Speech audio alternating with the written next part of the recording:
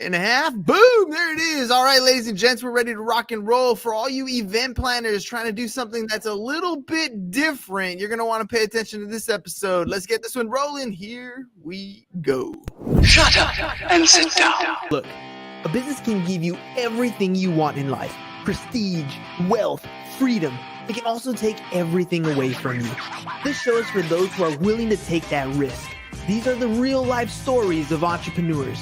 But before we start, I have one small favor to ask. Please leave a comment.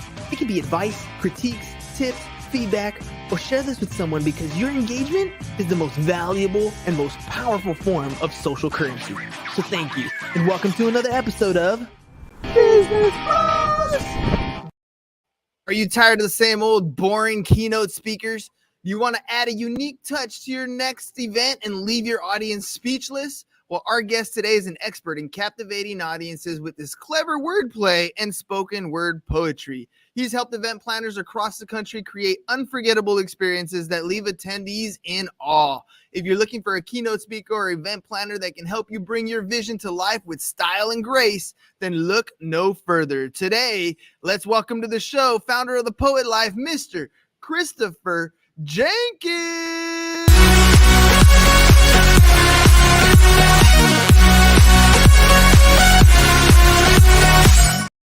All right, Chris, thank you very much for being on the program. How are you, sir? All is well on my end. All is well over here too, man. All right, let's jump into this thing. You're taking events and doing things a little bit differently. Tell me about why'd you get into this? How'd you get started in the poetry and spoken word world, and what inspired you to start Poet Life? Good question, man. You know, I started writing poetry in the first grade. Yeah. And, I was one that was a little shy to myself. And I found in the first grade when a teacher gave us the assignment to create a poetry book, that was my form of an outlet and a way to express myself. And, I've always been ambitious from a young age. And, ever since that assignment was given, I wanted to figure out how I could do this for a living, like how I could do this, as a lifestyle. And I've been writing poetry for weddings, funerals. I think everyone that might have passed in my family, I wrote that obituary poem that goes in the back of the bulletin, even shared it in front of the audiences and things of that nature. And so I find that poetry is a creative, attractive way to present a message. And so when you ask yourself who needs that, that's in marketing, that's in messaging, and that's for all companies, organizations, churches, and universities, right? So I teach other poets around the world as well how to create a career with your poetry as well. And you're taking a little bit different approach, because I feel like there's poets all over the world. Some of them we call musicians, some of them we call authors, some of them they're all kinds of different places, but really it's how they're able to communicate a message in an eloquent way, in almost a rhythmic way. Sure. So walk me through this, man, because you could have done a lot of things. You could have gone the rap route, you could have gone the book route, you could have gone a lot of different ways. You got into events and spoken word. Like, walk me through that. What was that decision like? It is honestly all about what's needed and what's not there, right? Poetry, it has a community, but the industry is in its infancy, right? And so the representation oftentimes is not there. If you step into a room of artists, you'll know the rappers, you'll know the singers, you'll know the dancers, but you can't necessarily tell or tell if there are any poets in the room, right? And so my mission is really to make sure poets know that they have value, and specifically poetry. Yes, music and rap is poetry as well, but I want to make sure that the poets know that they can walk in their authentic selves as poets proper, if you will.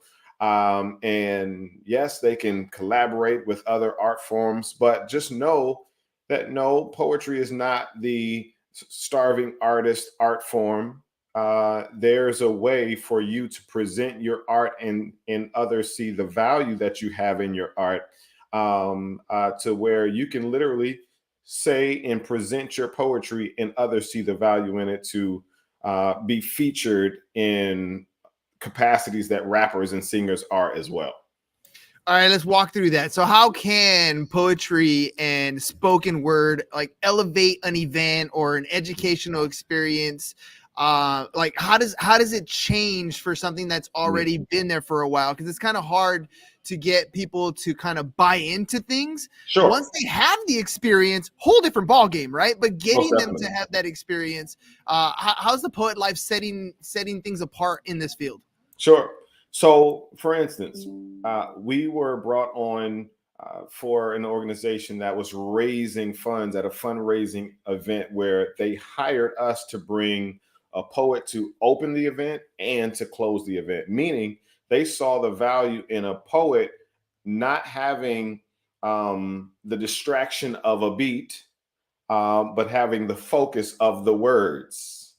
Right? If you think about music, you're thinking about, yes, this beat, the song, the melody in the background is amazing.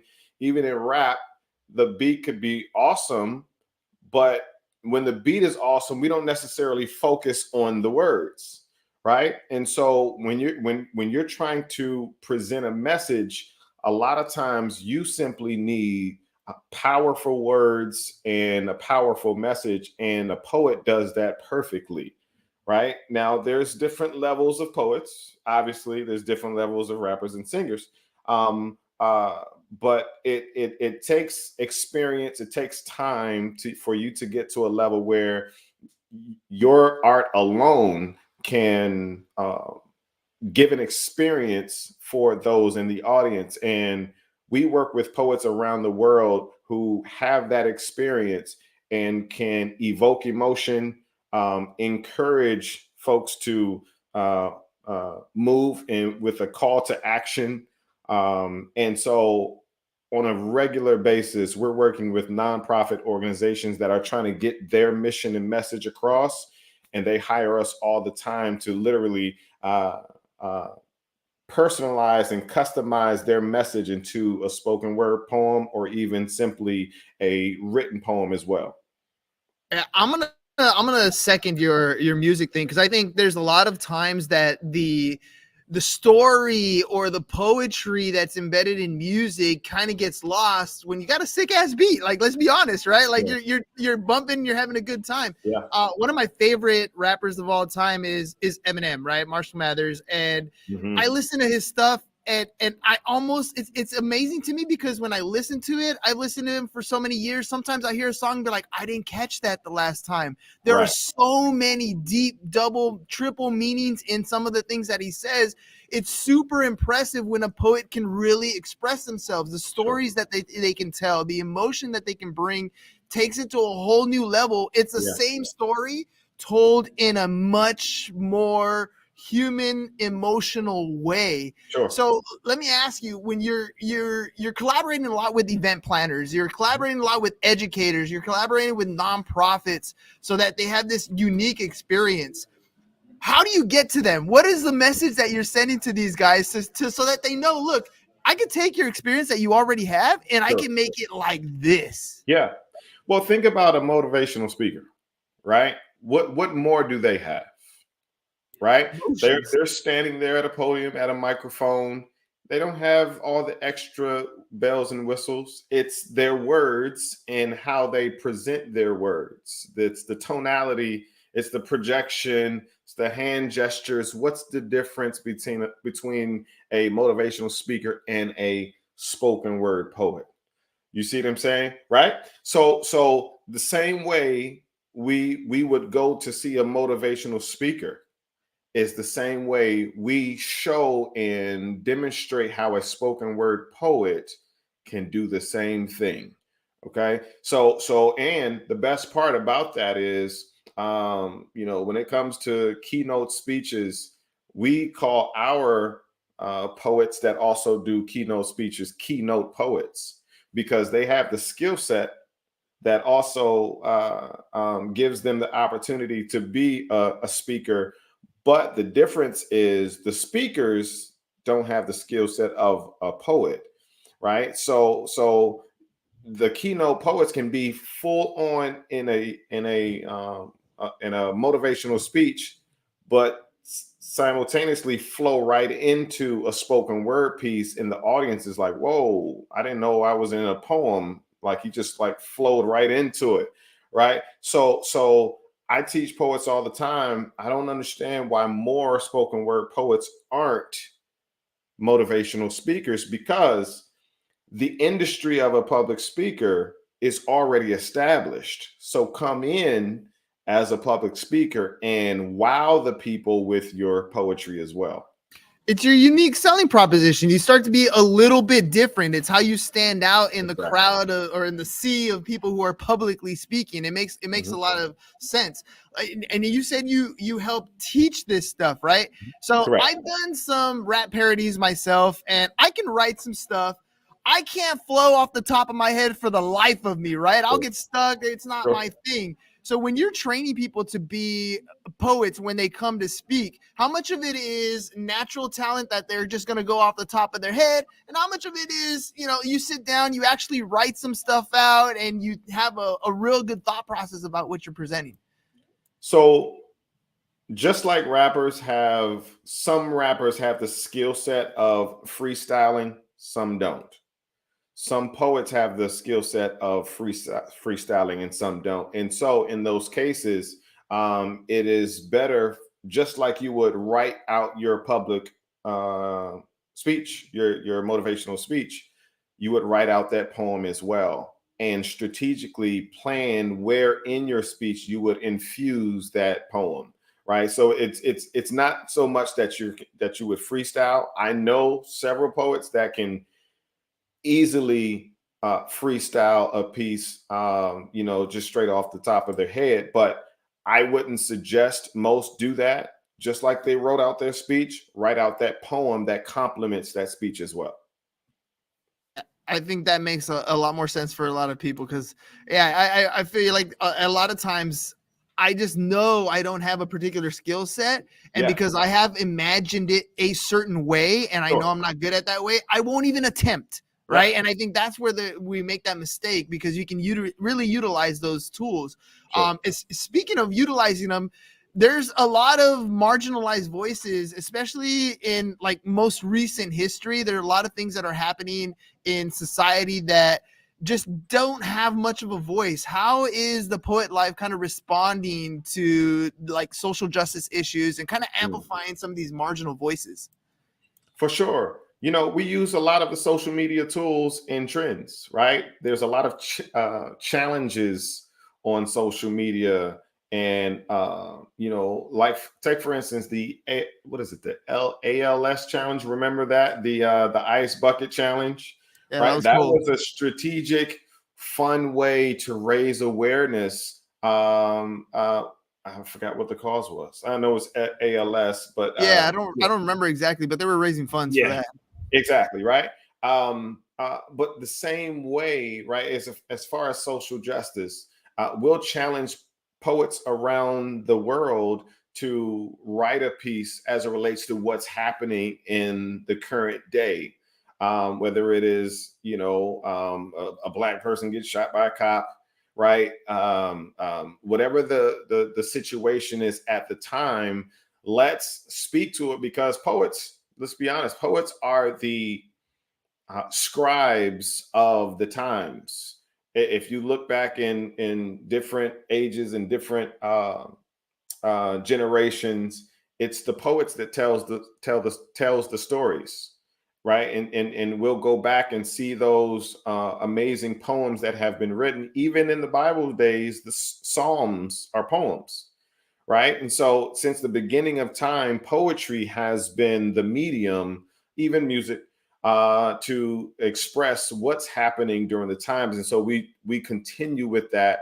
And poets all the time want prompts. Give me a prompt to write about, because I'm trying to continue and practice my art. And so why not, while you're practicing, also put out a great message as well? Yeah, let me ask you about you. You mentioned prompts, and today there is so much talk about AI and how you can write some great prompts and it'll give you some great results. And it kind of brings me back to like an Eminem line where he's like, you could take the lyrics off my paper, but you ain't gonna say them the way I say them. Like, there's a big difference in being able to take an AI creative and have something that rhymes, but being able to present it in a way where it becomes impactful. Can you tell me about how AI is kind of changing, affecting, or helping the poet life? It's interesting that you asked that question. Some people are against AI. They're scared of AI and all of that, right? They don't know what's going to happen in the future. But I focus on the now, and I focus on how AI and just technology can allow you to be more productive, and save more time, save more money. And I even attempted to give AI or Chat GPT a prompt to write a poem, and it is absolutely amazing. It's, I was like, okay, this is Yeah. interesting. This is interesting. But I see it as a great way to inspire artists to keep on writing and perfecting their pen, right? At the very least, it can give you the skeletons to a poem, because, uh, I do believe in writer's block. But oftentimes, writer's block is stemmed from, oh, what I wrote is, it was all right, but it's not really, it's not it. You know what Yeah. I'm saying? But it really is for you to continue to push through that. Sometimes you just got to write in free write until that muscle gets stronger. But as far as I think it's a great form of inspiration, anything other than trying to mask it as if it's your poetry. I wouldn't do that, because there's also ways to tell whether or not it's AI as well. Yeah, it's a tool, and this is one of those things. I mean, I'm literally in a classroom, I mean, on campus, there's that whole dichotomy between it's a good or is it bad, and I'm Right. with you, man. Like, I'm living in the now, and right now, this is the beginning of an evolution of us being able to use AI as a tool. And if we're not preparing our youth to use the tools that are out there, we're setting them back. So Exactly. let me ask you this, because Exactly. at the end of the day, you can speak about the importance of being creative and being expressive. We talked about how we can use AI as a tool to do that. But young people, for example, I feel like a lot of times they're not expressing their creativity enough. They're looking at a lot of creative things that happen, right? They're Yeah. scrolling through TikTok, they're scrolling through Instagram, and they're seeing a bunch of cool, fun, creative things, but Sure. they're not necessarily expressing it themselves. So when you're talking to young people, for example, how is the Poets Life program helping to like facilitate this creative expression? Yeah, that's a good question. So we actually have a summer camp coming up called the Passion Pursuit Program. And the mission for that summer camp ultimately is to listen to the young people and find out what they are good at, what they like to do, and making sure that they know they don't have to answer the question, what do you want to be when you grow up? The question is, what do you want to create right now? A Good. lot of them don't think they can create right now and create a lifestyle that they want to live. But that is so far from the truth. It, like, specifically right now in 2023, kids can do so much more than we could when we were their age. Hands down. Yeah. Hands down. It's turn the camera on and record yourself doing the thing that you love to do. And then you have a company that's like, man, I love that. That's a whole commercial. Like, I teach so I have three daughters, 5, 6 about to be 7, and 8 about to be 9. And my oldest, who's about to be 9, at 6 years old, she wrote her first children's book. Right. So when I go and tell these kids that they can do something right now, they don't believe me until I say, well, my 6-year-old just wrote her first book. She's an author already. They're like 11, 12, 13. So it is quite simply an example of, listen, let me ask you, what would you want to do if you had no hindrances? I want to start a clothing line. Listen, we can do that this week. Yep. I can walk you through how to create your own clothing line. Do you see this shirt? They're like, oh, that's your shirt. Do you see these shoes? Oh, those are Poet Life shoes. Right. So I never want to make a statement without having practicality and an example, right? Not just giving examples, but being one. That makes, and I love how you're showing that, look, my 9-year-old can do it. You can do it too. Yeah. And again, it comes down to utilizing the tools that you have. Sure. Today, you can have your AI literally walk you through the process. I was literally having this conversation with my students today. It's not a ask one prompt, copy and paste. It's walk you through some creative processes. I know, like, anytime I was writing anything, like when I was writing a parody, I'd get stuck. And the first thing I do is I'm looking at a thesaurus. What are other words that mean this thing? Yep. Same type of tool. Same as poetry. Same type of tool. Yep. Same as poetry.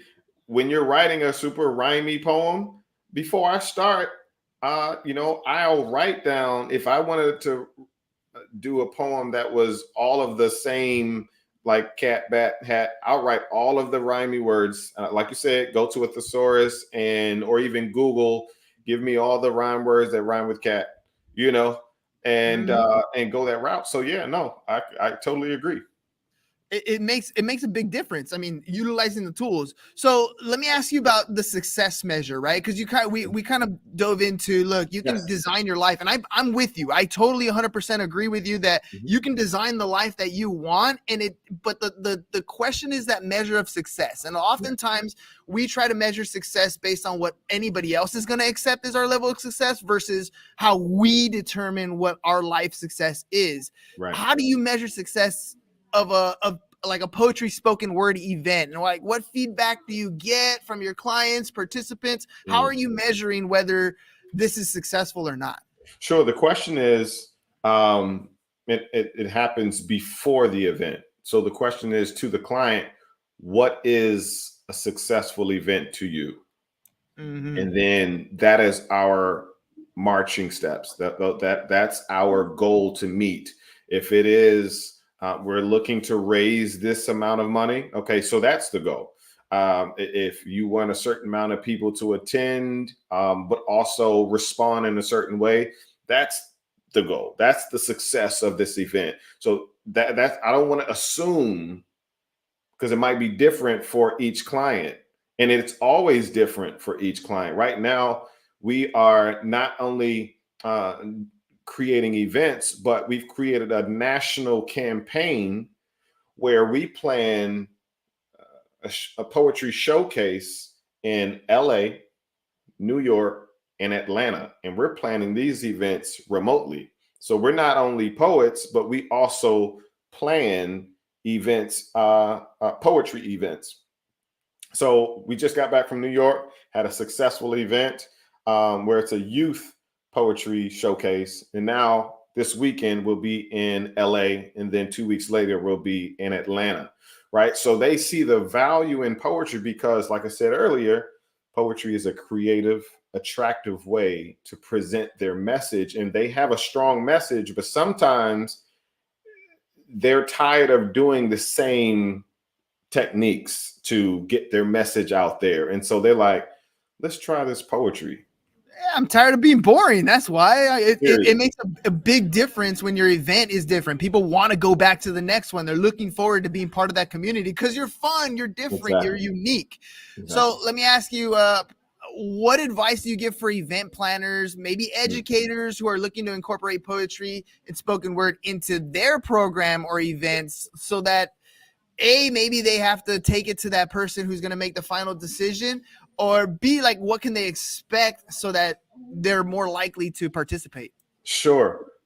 I would encourage event planners and project planners to connect with poets because they're not just poets, they're creatives and they have a creative mind. You have to have a creative mind to wield words, right? And at an event, you want to create an experience, but you also want to tell a story. That's what poets do. On a daily basis, we tell stories, right? And I teach and I talk to poets all the time. It's great to write poetry for yourself, but if you learn how to write poetry for other people in the voice of other people, right? In the third person of the experiences of other people, that is you writing commercials. That is you writing movie scripts. That is you writing voiceovers. And that now expands your horizons to where you're not just writing and performing poetry. Your opportunities are more expansive now. But so for the event planner, those sitting in those seats, they get a different experience that also relates to the audience. When you hear stories, you're sitting back, oh, I can relate to that. Right? So, and that's what the audience wants to see, not just something what you think they want to see.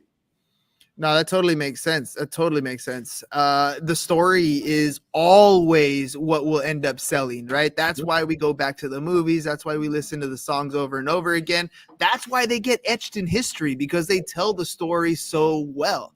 Yeah. All right, so what's next for the Poet Life? How do you envision the future of poetry, spoken word, events, education? What do you got next going on? That's so good, man. We're tackling all of it. We're tackling all of it. We've worked with America's Got Talent once before. The same year, Brandon Leak won America's Got Talent and got the golden buzzer. We plan to incorporate poetry into movies, cartoons. Yeah, cartoons. Because if you remember, if you think back, poetry taught all of us how to read. Dr. Seuss, baby. I think people forget that, right? And so we're in schools teaching kids how to express themselves, but also for adults is to show that, yes, yeah, you can actually have a poetry business or a business that offers poetry as a service, and you travel the world. So I just want to give examples, but also be an example as a company to show what's possible. All right, man. If people want to reach out, they're like, okay, this is definitely interesting. I do want to take my event to the next level. I do want to participate. This is an educator, nonprofit, whatever. How can people reach out to you? What's the best way to do that? Most definitely. Just say the 3 words, The Poet Life, and we're coming running. Literally, like website, thepoetlife.com. Social media, everywhere, The Poet Life. Link, The Poet Life. And our website is, our email is info@thepoetlife. And that's another thing that we teach is make it easy for people to find you. Stop having 5 different social media handles on each platform. And it's like, where are you? Right? So The Poet Life, to answer your question. Super simple. And then we got a comment here from my boy Nick. He says, what's going on, y'all? This is definitely a unique way and approach to getting out and expanding your brand creation and pockets. This is an exciting endeavor and story. And by the way, Nick is a great writer. I know him personally. He's been doing some great writing when it comes to ad copy. And again, it's just one of those skills that if you can tell a story, you're going to sell more stuff. That's just it. People are going to connect with you on an emotional level. So ladies and gentlemen, if you guys need help, maybe putting on together an event, maybe you're not a poet, but you're looking for somebody to do something like that, then make sure you guys reach out. Go to thepoetlife.com, thepoetlife.com. You can learn all about creating that sort of stuff or putting on events for your organization as well. Well, Chris, thank you very much for coming on the program today. Any final thoughts before we head out? And I got one more question for you, because you're a StreamYard user, you're creating things all the time. Mm-hmm. What was your experience like on the Business Bros today? Had an amazing time here. The conversation, I love having these conversations, just sharing stories and sharing experiences as far as what you love to do with your art, your gift, and I appreciate the opportunity to share. Well, thank you for coming on and sharing. Again, ladies and gents, music, books, these are all things that stick with us forever, and you can have that creative aspect in you. You're just not, maybe you don't know how to do it. Thepoetlife.com, thepoetlife.com. And one more time, Christopher, thank you very much for being on the show. Ladies and gentlemen, we'll catch you guys on the next one. Peace. And we're out. It's over. Go home. Is your business in need of marketing? Try starting a podcast, but not just any podcast. Podcast like a pro. We can show you how to take your business from being invisible to becoming a brand people trust. Go to www.businessbros.biz to get started